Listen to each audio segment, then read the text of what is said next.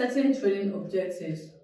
Setting training objectives is a crucial step in the training needs identification process. Training objectives are specific, measurable, and observable statements that describe the intended outcomes of the training programs.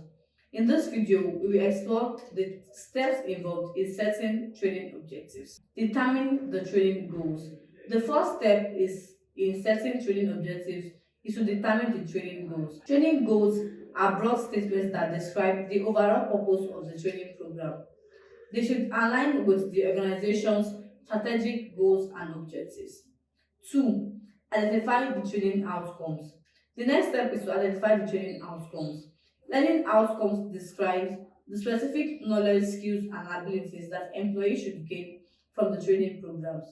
They should be aligned with the training goals and address the identified training needs. Write the SMART objectives.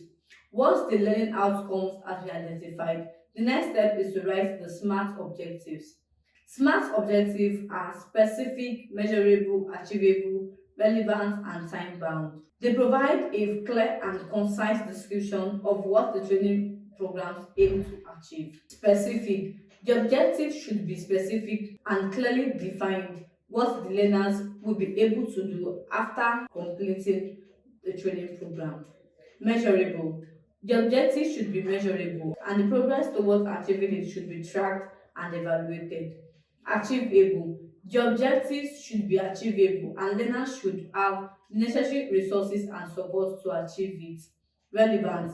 The objectives should be relevant to the training goals and address the identified training needs. Time-bound.